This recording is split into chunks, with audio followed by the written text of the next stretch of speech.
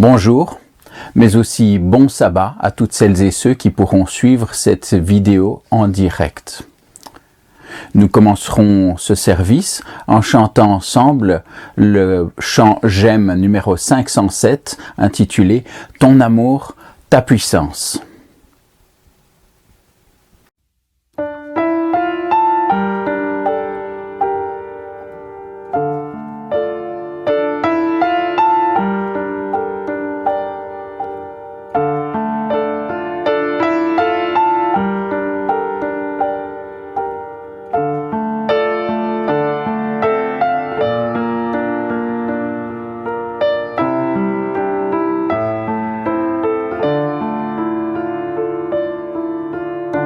Ton amour, ta puissance, ta présence dans ma vie.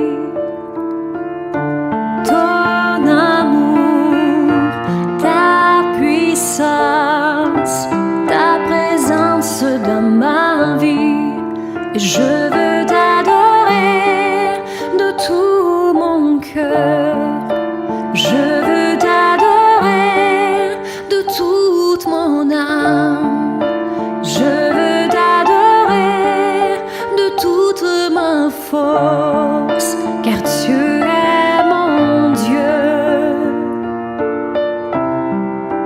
Tu es mon Dieu. Ton amour, ta puissance, ta présence dans ma vie. Ton amour, ta puissance, ta présence dans ma vie. Je veux t'adorer de tout mon cœur. Je veux t'adorer de toute mon âme. Je veux t'adorer de toute ma force, car tu es mon Dieu. Tu es mon Dieu. Je veux t'adorer de tout mon cœur. Je veux t'adorer de toute mon âme.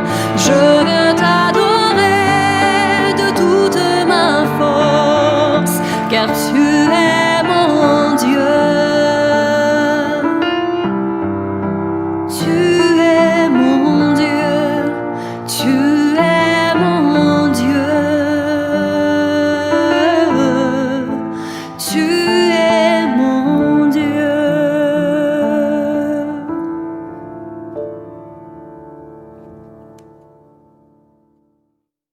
Prions ensemble. Seigneur Dieu notre Père, tu nous vois présents, chacun et chacune d'entre nous, devant toi en cet instant. Nous voudrions te demander que, par ton esprit, tu puisses aussi nous accorder ta paix, que tu puisses diriger nos esprits et nous permettre aussi de saisir plus complètement ta volonté pour chacune et chacun d'entre nous, que nous puissions ressortir de ces moments bénis et rapprochés de toi. C'est là notre prière au nom de Jésus. Amen. Qui n'a jamais ressenti de difficulté à communiquer avec Dieu? Que ce soit une difficulté que nous ressentons de manière continue ou que nous ayons ressenti cela plutôt dans un moment d'épreuve, dans un moment où notre foi aurait été particulièrement attaquée, les situations où nous pouvons sentir cette difficulté de communication ne manquent pas. Pour pouvoir introduire le sujet de notre réflexion du jour, j'aimerais tout d'abord évoquer un premier texte tiré de l'évangile de Jean, au chapitre 1 et au verset 18. Jean, chapitre 1, verset 18. « Personne n'a jamais vu Dieu, le Fils unique qui est dans le sein du Père est celui qui l'a fait connaître. » Paul dira au sujet de Dieu dans première épître à Timothée, au chapitre 6 et au verset 16, qu'il est le bienheureux et seul souverain, le roi des rois et le seigneur des seigneurs, qui seul possède l'immortalité, qui habite une lumière inaccessible que nul homme n'a vue ni ne peut voir. Personne n'a vu Dieu. Pourtant, dans la Bible, certains textes semblent bien dire le contraire. Tout d'abord, Jacob, en Genèse 32, au verset 30, dira « J'ai vu Dieu face à face ». Moïse va aussi avoir la possibilité de voir le Seigneur de dos. Mais ces deux expressions expriment dans les faits bien plus la proximité relationnelle qui pouvait exister entre eux et le Seigneur que simplement le fait qu'ils aient pu apercevoir une partie ou un détail anatomique de la personne de Dieu. Non, de la même manière, quand Jésus a dit « Celui qui m'a vu a vu le Père », il ne faut pas y voir de nouveau quelque chose qui soit descriptif, qui soit une évocation physique, mais bien plus l'assurance que tout ce que nous pouvons observer chez Jésus rend totalement compte de ce qui est au niveau du Père. Concernant Moïse, je voudrais reprendre un instant le texte qui nous est présenté dans l'Exode au chapitre 33, les versets 18 à 23. Exode, chapitre 33, les versets 18 à 23.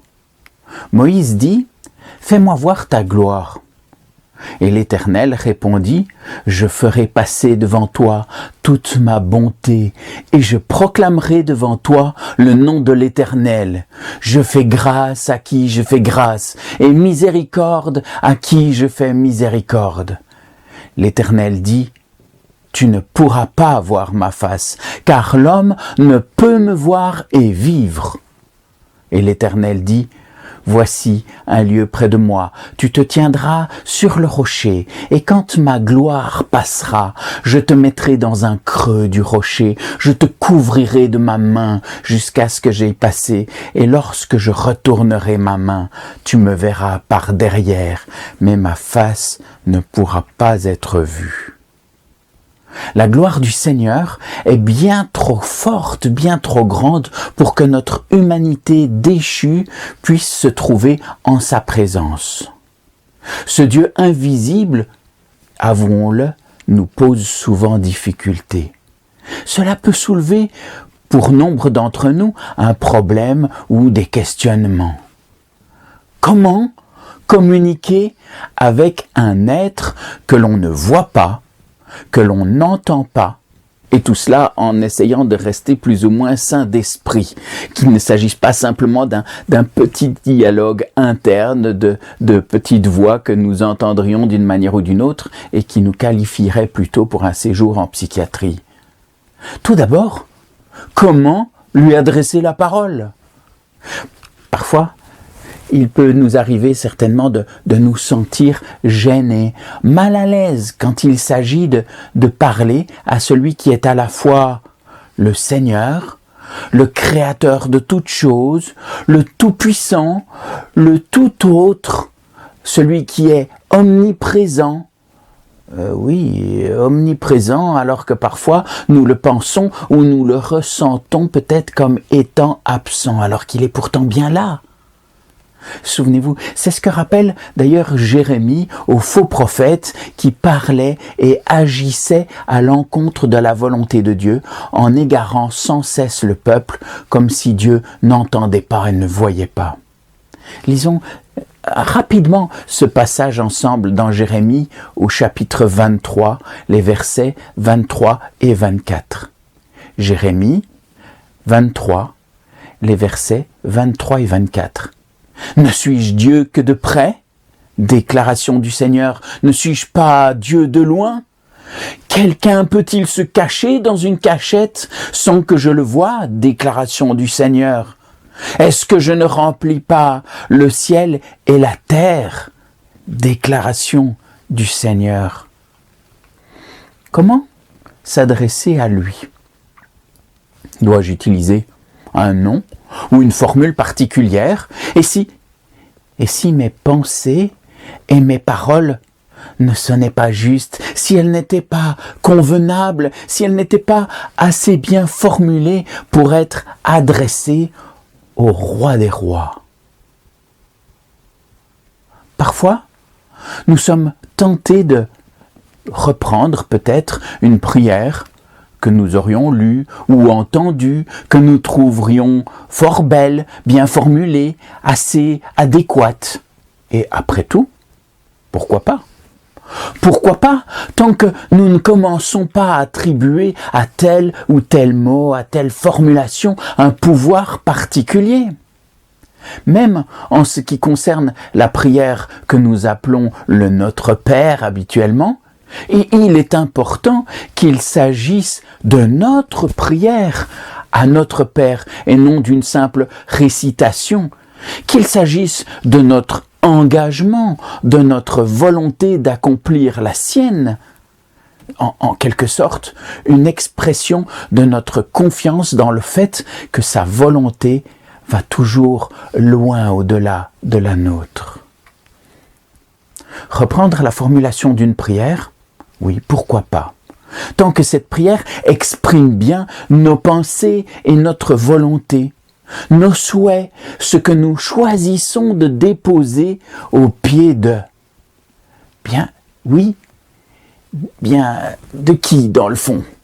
De déposer au pied de Dieu, Dieu 3 fois saint, l'Éternel des armées, dois-je dire Jéhovah, Hachem, Adonai, Elohim, Seigneur, Père, Papa? Toutes ces manières de nous adresser à lui peuvent exprimer différentes facettes de sa personne, de son caractère, de son action, de son implication en notre faveur. Pensons à tous ces aspects alors que nous choisissons de nous adresser à lui, afin que, à ce moment-là, quels que soient les mots, nous soyons conscients de l'ampleur de sa majesté. Oui, mais tout de même, comme je l'ai dit, et si mes mots sont maladroits, inadéquats, n'ayons pas peur. N'ayons pas peur alors que nous nous approchons de lui. Il désire cette rencontre davantage que nous-mêmes. En fait, la Bible regorge de prières d'hommes et de femmes dont elle relate les expériences. Et je vous invite à parcourir avec moi quelques-unes de ces prières qui sont tirées du livre des psaumes. Oh, je m'excuse par avance, mais je voudrais relire certains de ces psaumes en entier, que nous puissions les sentir, nous plonger dans la prière de ceux qui l'ont formulée.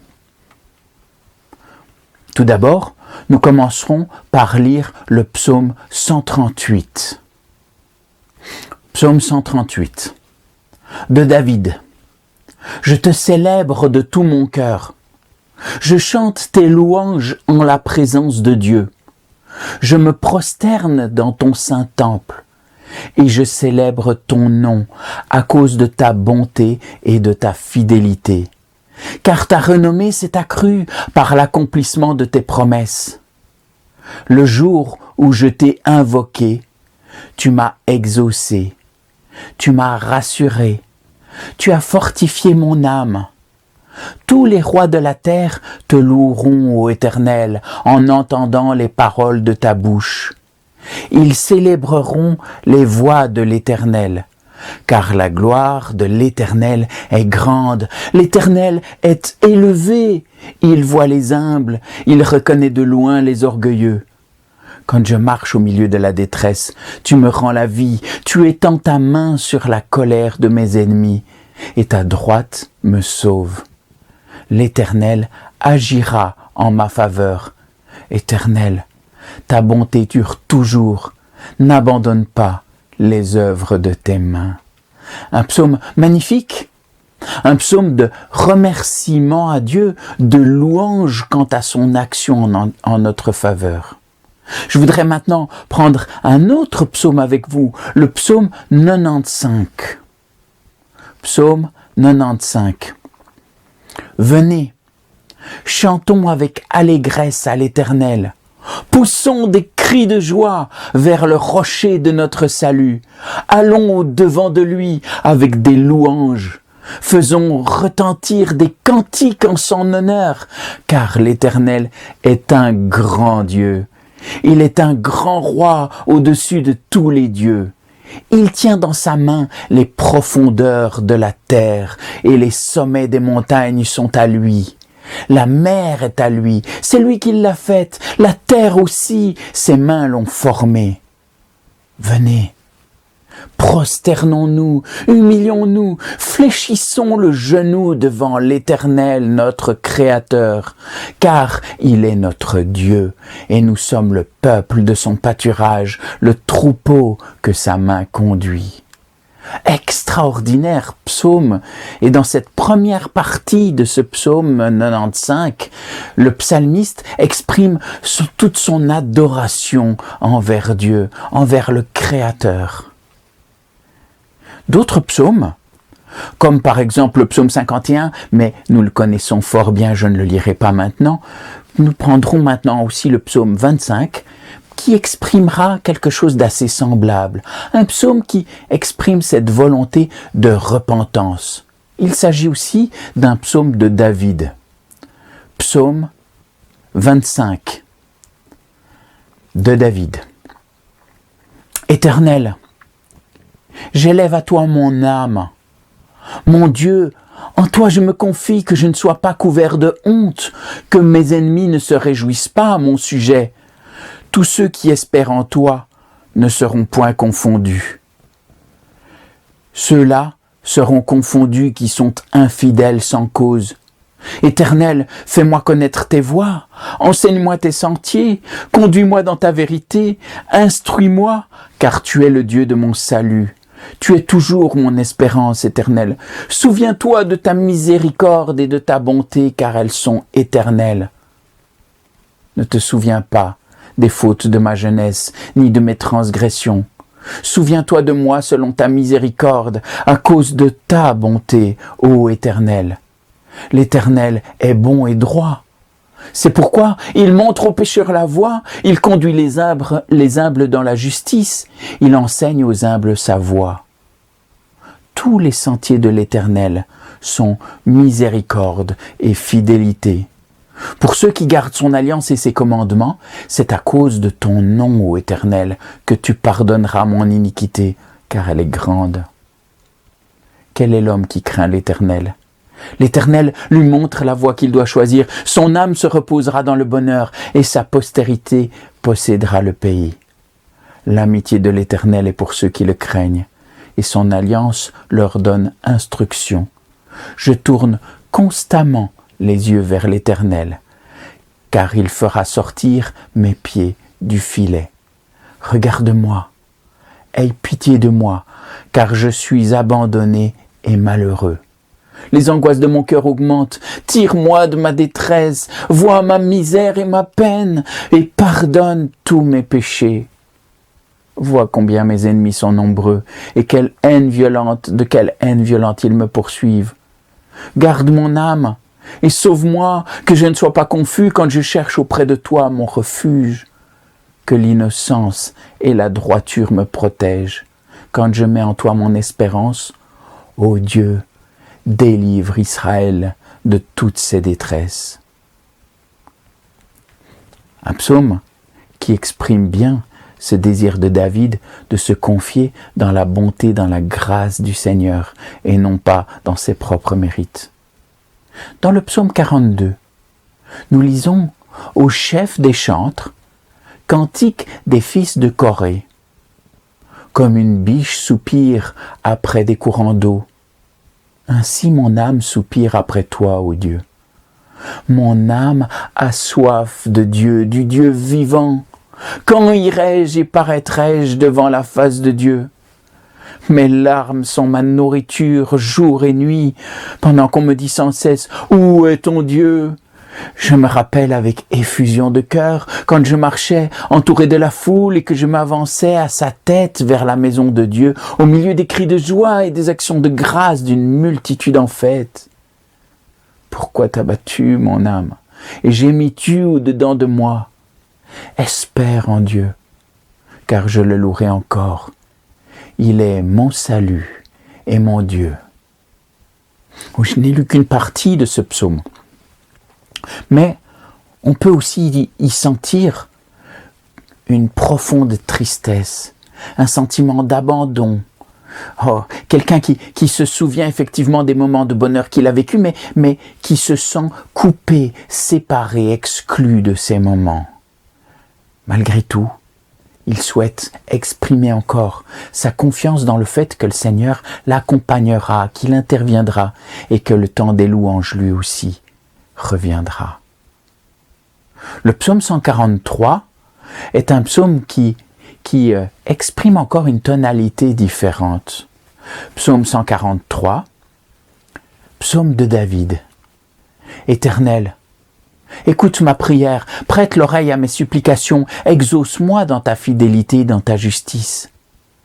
N'entre pas en jugement avec ton serviteur, car aucun vivant n'est juste devant toi. L'ennemi poursuit mon âme. Il fout la terre ma vie. Il me fait habiter dans les ténèbres, comme ceux qui sont morts depuis longtemps. Mon esprit est abattu au-dedans de moi. Mon cœur est troublé dans mon sein. Je me souviens des jours d'autrefois. Je médite sur toutes tes œuvres. Je réfléchis sur l'ouvrage de tes mains. J'étends mes mains vers toi. Mon âme soupire après toi, comme une terre desséchée. Hâte-toi de m'exaucer, ô Éternel. Mon esprit se consume. Ne me cache pas ta face. Je serai semblable à ceux qui descendent dans la fosse. Fais-moi, dès le matin, entendre ta bonté, car je me confie en toi. Fais-moi connaître le chemin où je dois marcher, car j'élève à toi mon âme. Délivre-moi de mes ennemis, ô Éternel. Auprès de toi, je cherche un refuge. Enseigne-moi à faire ta volonté, car tu es mon Dieu. Que ton bon esprit me conduise sur la voie droite à cause de ton nom. Éternel, rends-moi la vie. Dans ta justice, retire mon âme de la détresse. Dans ta bonté, anéantis mes ennemis et fais périr tous les oppresseurs de mon âme, car je suis ton serviteur. Ici, David nous présente, oh oui, non seulement son découragement, mais aussi des supplications. On voit qu'il est dans une situation difficile, il a peur, il est dans la détresse, dans la crainte de ses ennemis.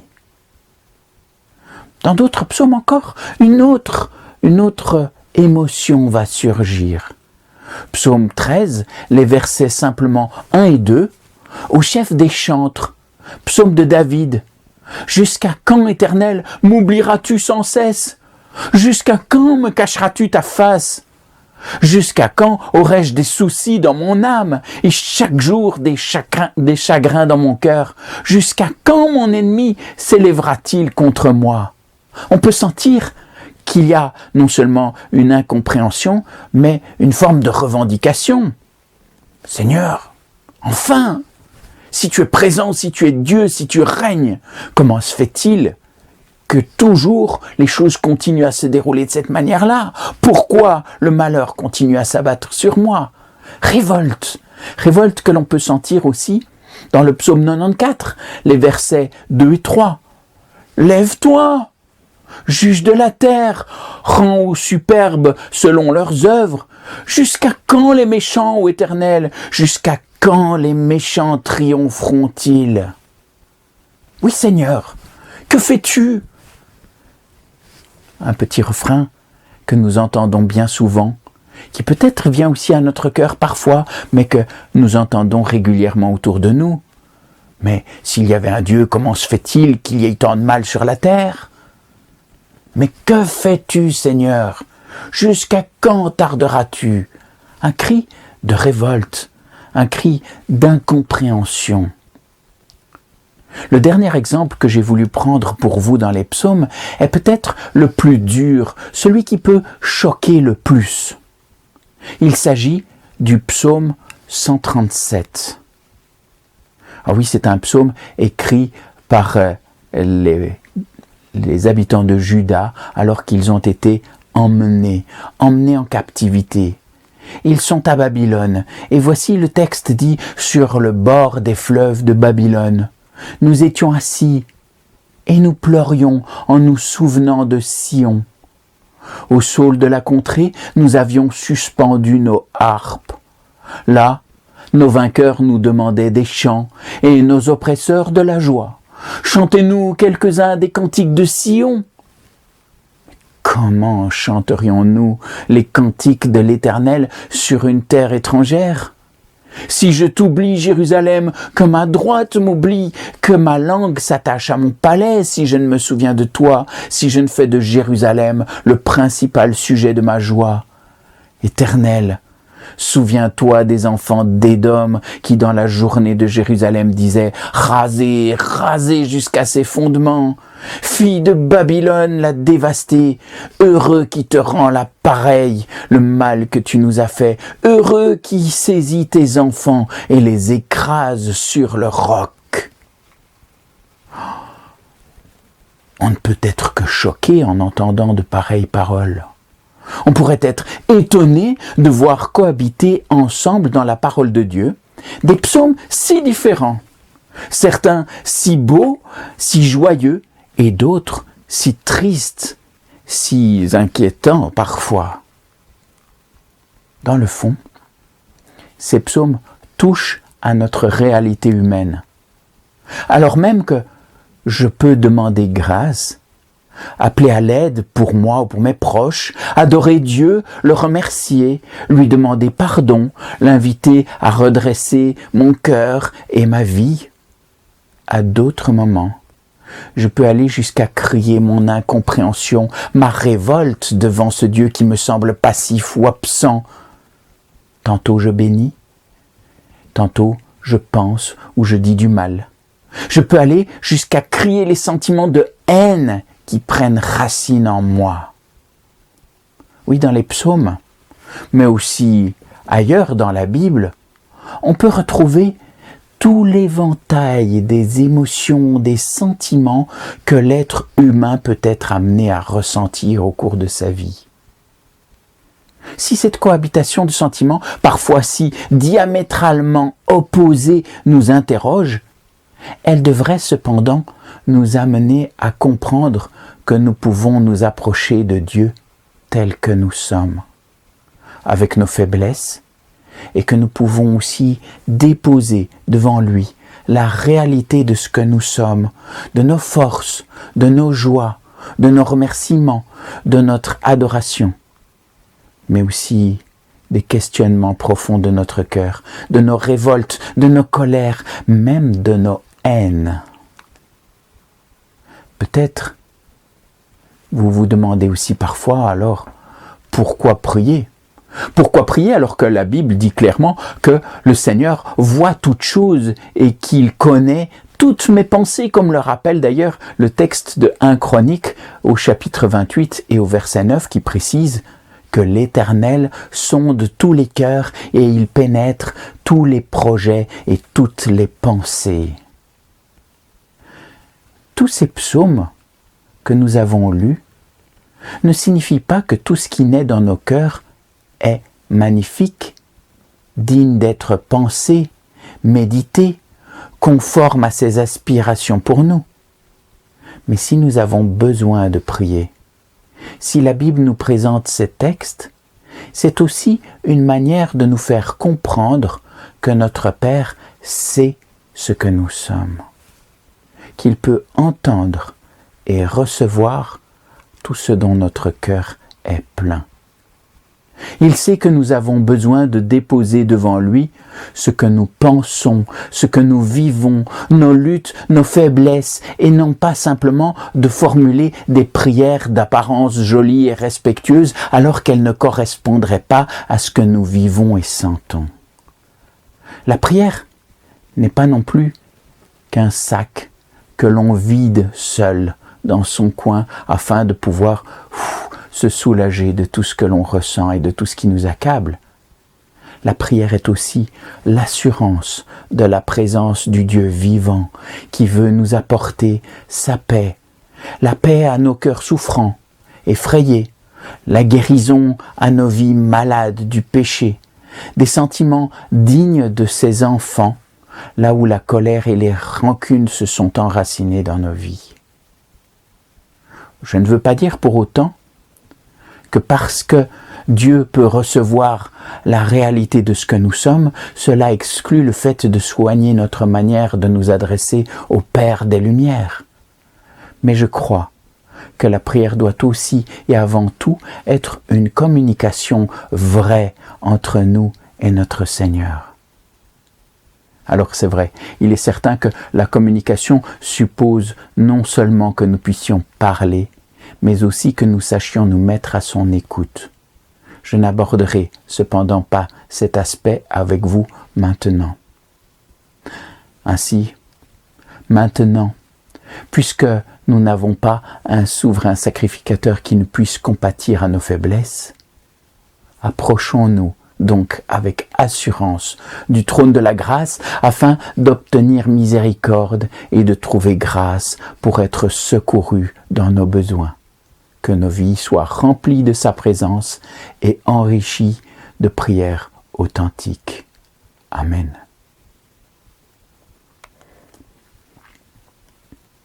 Pour continuer ce service, nous chanterons ensemble le cantique 393 dans le recueil Donnez-lui gloire, tel que je suis.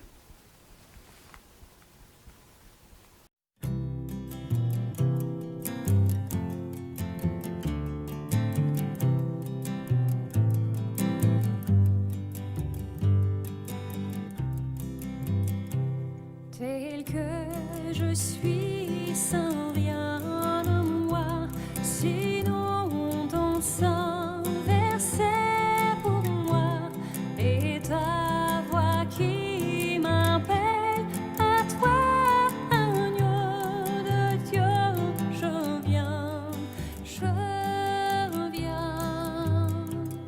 tel que je suis bien vacillant, en proie au doute à chaque instant, lutte au dehors, crainte au dedans, agneau de Dieu, je viens,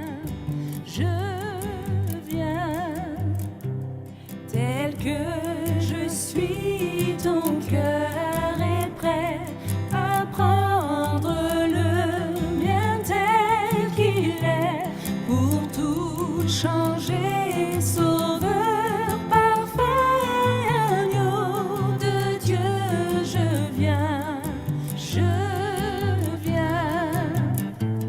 tel que je suis, ton grand amour à tout pardonner sans retour, je veux être à toi dès ce jour, agneau de Dieu, je viens.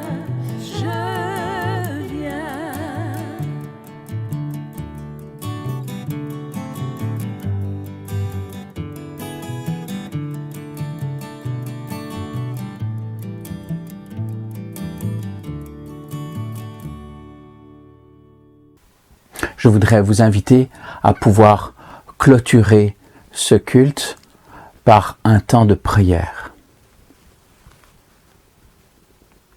Seigneur Dieu Père éternel, tu connais la réalité de nos vies. Tu sais ce que nous sommes. Tu vois effectivement tout ce qui se trouve dans nos cœurs.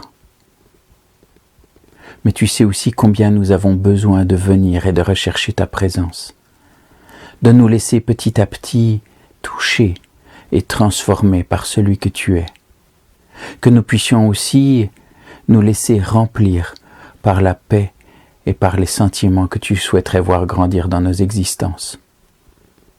Seuls, nous continuons à nous ancrer dans les ressentiments, les difficultés, dans ces choses qui, peut-être ces situations qui nous effrayent parfois. Seigneur, toutes ces choses-là, nous souhaitons nous aussi pouvoir les déposer devant toi, pouvoir goûter à ta présence dans notre existence, et que tu puisses aussi mettre sur les lèvres de chacune et chacun d'entre nous des louanges à ta gloire, que tu puisses nous permettre d'expérimenter combien tu es bon. Seigneur, garde-nous, continue à agir dans nos existences. C'est là la prière que nous t'adressons au nom de Jésus. Amen. Nous sommes arrivés au terme de ces services. Je vous souhaite encore à toutes et à tous une excellente suite de sabbat. Que le Seigneur vous garde et à bientôt.